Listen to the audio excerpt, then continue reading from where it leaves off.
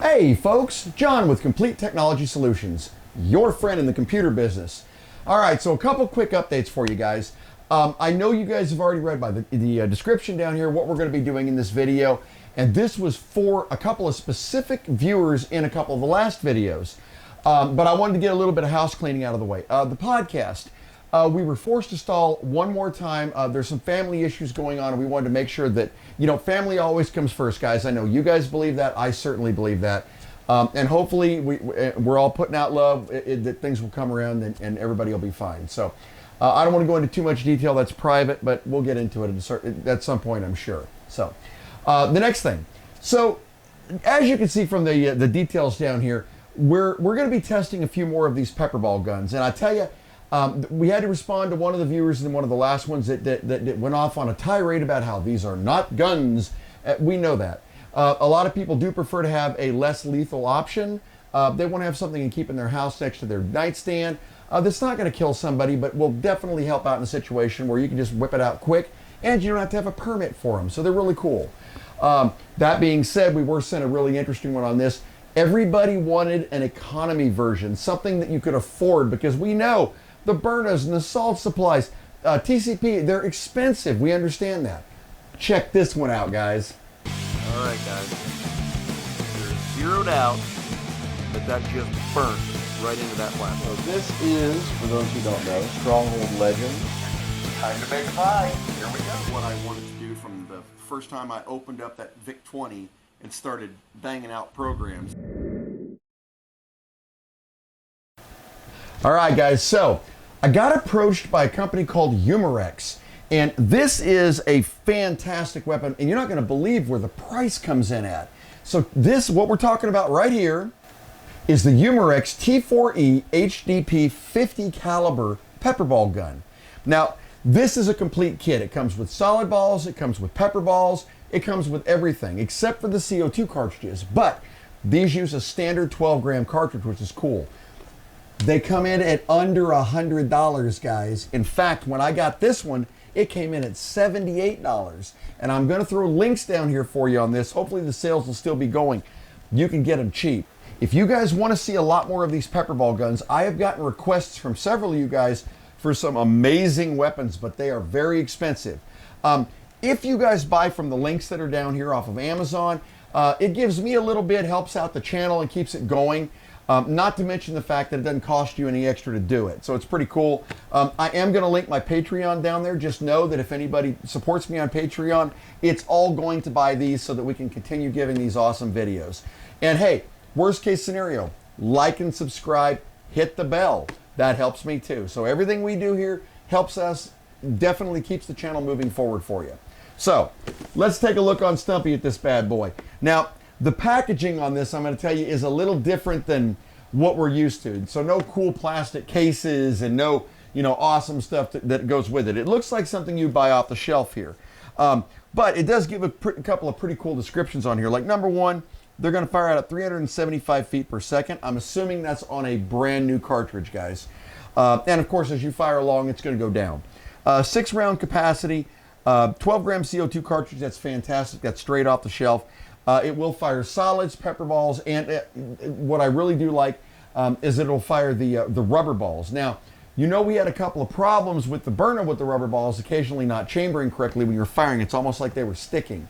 So Umarex sent me out some other interesting ones. These balls we're going to be testing are 50 caliber rubber steel balls. Guys, these things are, number one, they're super smooth, but man, they feel like a steel ball. So I'm really curious to see what they actually do in testing. Well, let's crack this open. Let's see what we're playing with. Yeah, the PepperBall thing seems to have taken off. And for you guys that forgot, it all started with the burner and the salt supply, particularly the salt supply. I'd always wanted one of these things, and I thought, you know what, we're going to jump and go with it. If you haven't seen that video, I'll throw the salt supply up here. Well, that video was a lot of fun. We really enjoyed that, and I was so impressed that I decided we were going to take this to the next level. And then that's when we did the Burna video. Now, guys, the Burna video is really what set me on the path. I'll drop a link up here for that if you haven't seen it. That was a fantastic weapon. I'm still impressed. In fact, it's my daily carry. So now, hopefully, we'll. Oh yeah, wait till you see what I got coming after this one, guys. I'm not even tell you about it, but it's super cool, but still in the economical range. So, all right, let's open this one up and let's see what we got. All right. That's the box that doesn't want to let go, let me tell you. All right, slide this out of here.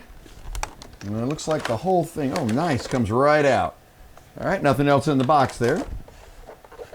And I'll keep Stumpy zoomed in here so you guys can see this nice and clearly.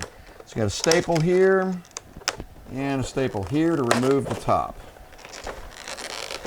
So the look of it. Now, they do have these in other colors, guys. This is that safety orange, which is fine. I mean, obviously, if you're going to carry it, it doesn't really matter what you carry, but I would prefer black, although this is the one that they sent me out here.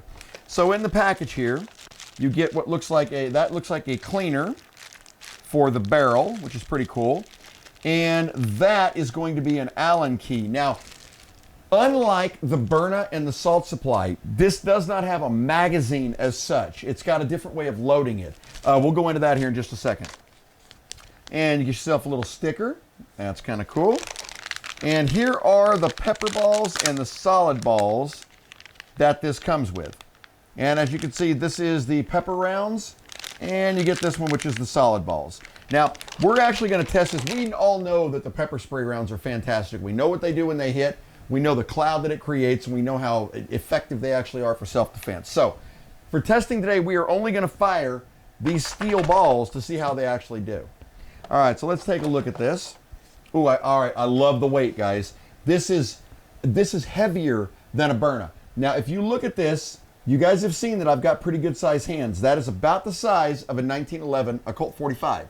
So, which is incidentally the sidearm that I had when I was in the military. So, a couple of interesting things about this. Now, the safety. This is one thing that's really cool, guys. So instead of having a side safety on these like we have on both the Byrna and the salt supply, you actually have a trigger guard safety on this, a double pull trigger safety.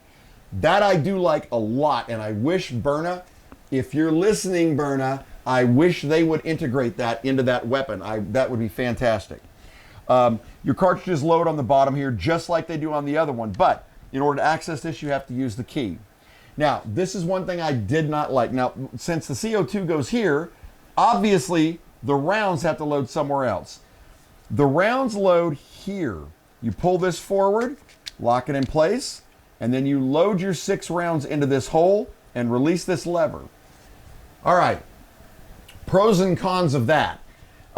If you're in a situation where you have to use this for some kind of a quick self-defense, and once again, we're not talking about 35 feet away, guys. Most of this happens within the 6 to 15 foot range. You better hit what you're firing at. You got 6 rounds to do it, and you're not going to have time to reload this thing if you're in a situation where you really need it. In other words, you can't just pop out a magazine, pop another one, and keep on firing. But once again, the price break. They're a third of the cost. So if you're going to keep it loaded on your nightstand, I think that would be fine. All right, so let's go ahead. I'll tell you what we're going to do. I'm going to put a CO2 cartridge in this, and let's see how it loads up, and then we'll take the next step. So what we've got is these use a standard 12-gram CO2 cartridge. You see I've got just the regular old Daisy CO2 cartridges. I will throw a link down there for you, but it's a regular 12-gram cartridge, so nothing special about that. You can buy those anywhere. So let's get this Allen key out of here, and we will put in the cartridge. So this is another thing. Now, you guys heard me complain about this on the Byrna also. Once again, if you're listening, Byrna, nobody wants to unscrew the front of their weapon if they're in a situation that requires them to be able to fire quickly. A quick release would be fantastic. Be able to push in, pull it, just like they have on the salt supply. So I guess ideally my perfect weapon would be a combination of the Byrna and the salt supply at this point. But we'll see how this one does. All right, to change the cartridge, put this in here, and it will loosen it up. Now, once it's loose, you can actually unscrew it with this. Now, guys, this is important. Normally, and logic would dictate that you would put the cartridge in just like on the Byrna and the salt supply with the nozzle into the weapon. That is not the way this one actually works. You put this one in upside down so the nozzle is at the top.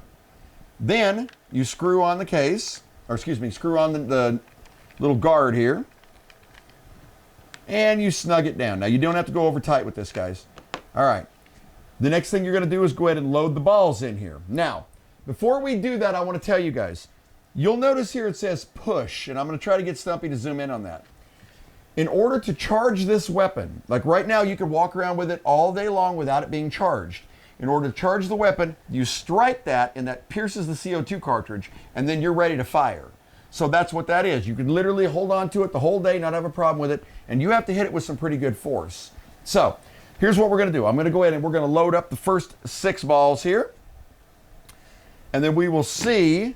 We're going to take it back out there and test it in our regular range, guys.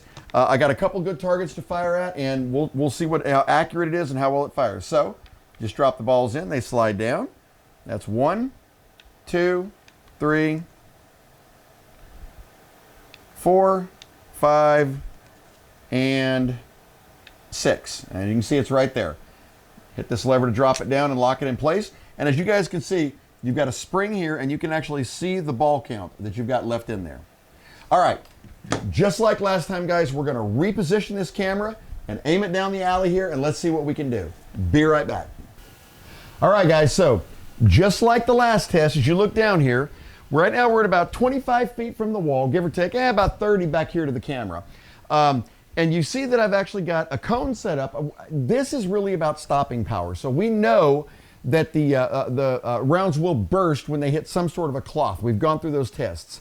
And given that these things advertise that they actually fire about 20, give or take, feet per second faster than the Byrna, I have no question that they will actually hit and break. But we're going to test that theory. So, glasses on. Since we're dealing with steel balls here, I have no idea how much bounce we're about to get out of this, guys, but I'm going to try to give you a view like we did last time so you can see what we're firing at. So, we've got 4 different VHS cassettes down there, all right? And yes, for you youngsters, VHS was something we used to watch movies on, yeah. So, what we're going to do is we're going to charge the weapon. To charge it, you hit the bottom, and as you can see, when it charges, there's a little nozzle that comes out at the end there, and I'm going to make sure that you guys can see that clearly. A little nozzle right there. So when the weapon is charged, it's ready to go. By the way, that was not a lot of force, guys, pretty simple. So right now, it is ready to fire. All right, so we're going to take our first shot. Let's go for the bottom right. And the trigger's pull feels great.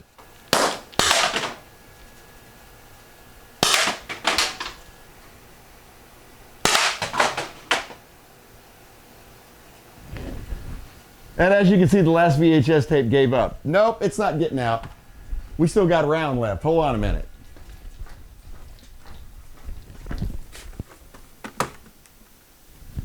Incidentally, the reason I set that one against the cone is I really wanted to see what this would do to the actual VHS if it couldn't go anywhere. So let's test that theory. So let's see, we should still have a couple shots left in here. Yes, we did. All right, so let's see what that did, shall we?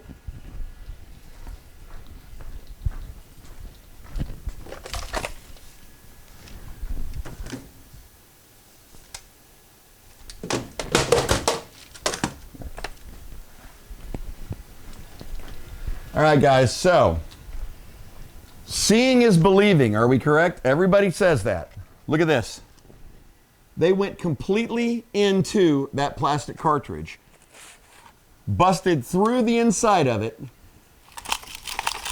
and destroyed the inside of this. In fact, they started to come out the back. That's pretty gnarly. That's some serious stopping power, guys. And remember, these were the last 4 shots, or excuse me, last 2 shots. So we'd already fired the highest velocity first. That's pretty impressive. Now, I'm going to set another one up on the top. Let's just go for a straight. I got 1 round left in there. Let's go for a straight accuracy shot. Hang on. All right, guys, before I send this down range, I want to let you guys kind of see what the sights look on this. You see, you've actually got the glowing sights, and they're pretty nice. They really are. This thing really looks like it ought to have blowback, but of course it doesn't. But as you can see, we're still charged. You still got that out. And let's go for 1 shot. Accuracy. Here we go. Oh, sorry. Should you like to actually let you guys see it here? Bammo. First shot. Nice, right? All right, so let me go ahead. We're going to go back in here. We're going to get set back on the table, and I'll let you know what I think about this one compared to the Byrna and compared to the Salt Supply and compared to that PepperBall Light. Be right back.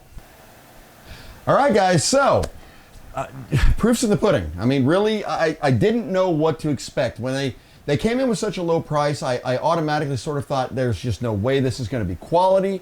There's just no way this is going to be able to perform. I'm impressed. For the price break, guys, you can't go wrong. A couple things I don't like. I don't like having to load it from the barrel. I don't like that at all. I would much prefer an actual cartridge load system where you could put in a magazine. That would be fantastic. Where the cartridges came in from the front. However, there was a couple things I did like. This thing seems to be very, very conservative on the amount of energy it uses every time you fire it. And I suspect that has to do with the fact that instead of firing a 68 caliber ball, you're firing a 50 caliber. But I was actually able to test this off the video, and I got 28 shots out of one CO2 cartridge. That's pretty impressive. Even the burner wasn't anywhere close to that. So for efficiency, it's fantastic. Reloading it in the field, maybe not so much. I mean, you might be able to, but it would be kind of a pain. I did, just for fun, and I didn't get this on video. I should have for you guys. I'm sorry about that. I did fire one of the clear inert pepper balls to see what it would do. It just disintegrated the ball. I mean, it did hit, it did break. I couldn't even find fragments of it. So it does have a heck of a velocity that goes with it. Once again, I'll drop a link for this down there in the description. Wait till you see the one that's coming next. It's pretty cool. Don't forget to like and subscribe, guys. I really do appreciate that. Once again, the Patreon's down there. If you guys have suggestions or you'd like to see me demo one of these things, let me know what you want to see. I'll see if I can get a hold of it. You know, it's all a matter of time versus money, but we'll get you squared away. Thank you guys for watching. The podcast is coming. I know we're stalling it, but it's important that family always comes first. Have a fantastic week and a great weekend if I don't talk to you sooner. Bye-bye.